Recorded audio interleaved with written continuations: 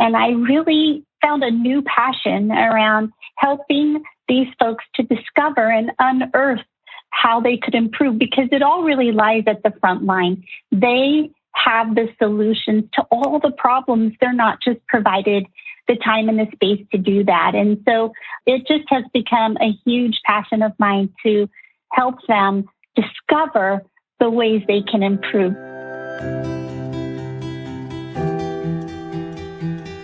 Welcome to the Health Pilots podcast, presented by the Center for Care Innovations.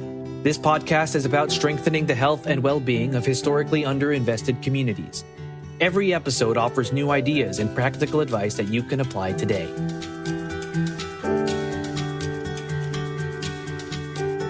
Hi, everyone, and welcome to CCI Academy's short course series on the ABCs of QI. I'm Denise Armstorff, and I'll be facilitating this 7-course series covering the methodology and tools of quality improvement.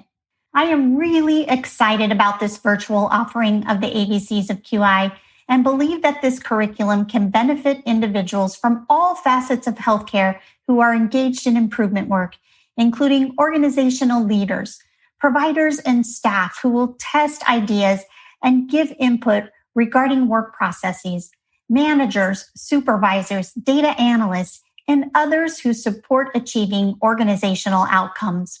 This course will also benefit those seeking assistance regarding specific topics, tools, and templates. We envision this curriculum to be used in a variety of ways. First, as a vehicle for building QI capability and capacity in individuals, QI teams, and even entire organizations. Perhaps using it as an onboarding tool to establish a QI culture, equipping providers and staff with skills, knowledge, and tools to do the work of improvement. We also see this video series as a method for improving the efficiency and effectiveness of technical assistance offered by CCI programs. The curriculum will also be an instrument for accelerated learning through peer sharing and opportunities to post completed tools, ask questions regarding challenges, and offer bright spots through CCI Academy's online community forum. The curriculum will also serve as a resource library for knowledge and skill building and a repository for QI tools and templates. One of my favorite things about this curriculum is the design, a step-by-step, real-time method for developing and implementing an improvement project. A team could literally select an area of focus today, start with short course 1, and begin developing and executing an improvement project immediately. Finally, this curriculum can be used as a refresher training for a specific QI topic or tool. So, are you ready to get started? Here are some recommendations to consider. Start at the beginning with short course 1, module 1, if you are new to QI methodology and tools, are launching a new improvement initiative, or are instructed to do so by your CCI program lead. Or if you are already familiar with some aspects of QI and are looking for a refresher or instructions on a specific topic, jump directly to the course that seems most relevant to your need. I really recommend that everyone take the opportunity to complete Module 2.3, Documenting Your Improvement Story, which introduces a project portfolio that is valuable for managing your improvement project. Well, that's it for the introduction to CCI Academy's ABCs of QI short course series. I hope that you are as excited as I am to begin this journey. So let's start connecting quality to care.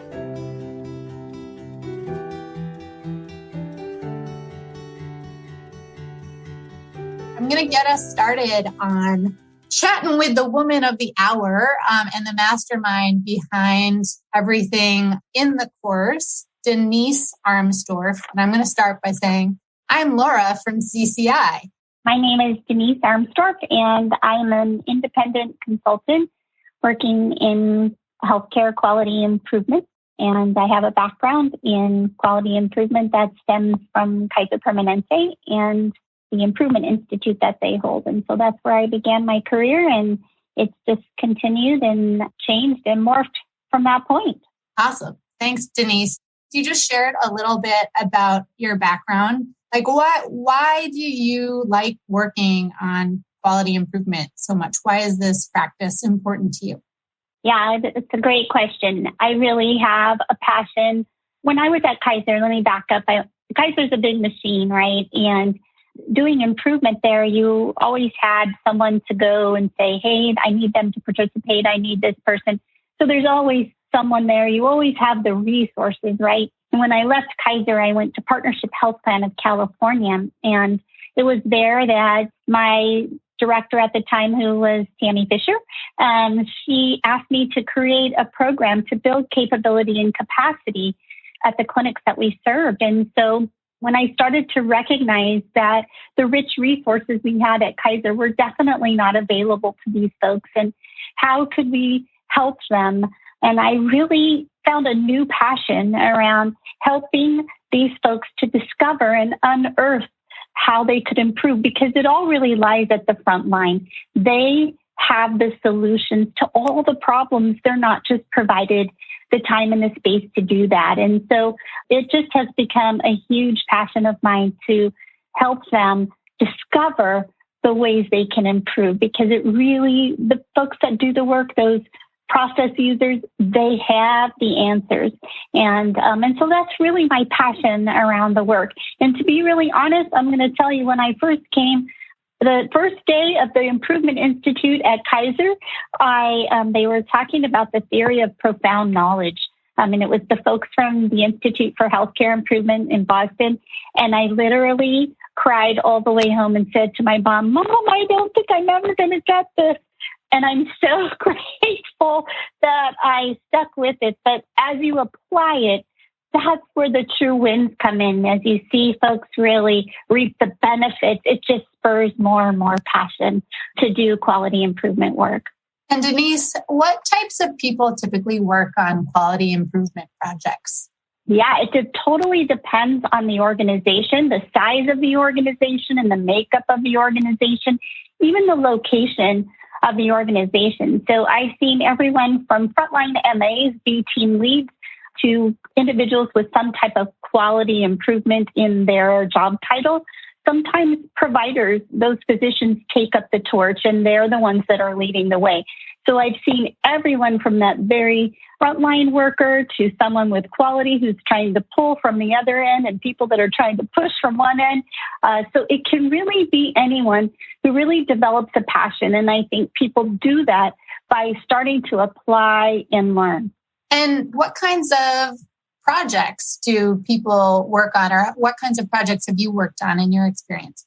Anything and everything I've seen. I've helped folks improve patient mobility in a hospital setting onto the population health issues or initiatives like improving colorectal cancer screening, and even on to what we just finished, which was preventing heart attacks and strokes every day. So we're looking at cardiovascular disease prevention.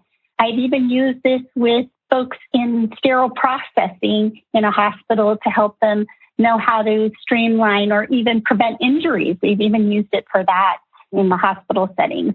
It has so many benefits and uses, especially when you can take the time and space to really document it out and try new things and learn from what you try and test.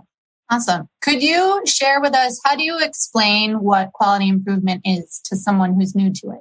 Yeah, that's a great question. And so generally what I say, it is really the application of a methodology that helps you to improve. So it's a set of tools that you take and apply. So whether you use Lean or the models for improvement or Six Sigma, all of those things come with a set of tools, and they're very similar and they have overlaps. And so it's a set of tools, number one. And number two, it's really the cycle of plan, do, study, act. It really takes some thinking about what you think might work, testing that hypothesis by going out and trying it on a very small amount. I'm talking like 2 patients, the next appointment, a very small test, and then learning something from that test, and then running another test based on what you learned. So you continue that cycle over and over. So it's tools and cycle and learning. Very helpful. Plan, do, study, act. I think even those of us who aren't, steeped in the content definitely know that. I guess we'd love to hear about what the ABCs of Quality Improvement course is and who you think should take it and kind of, your intention behind its creation. Sure.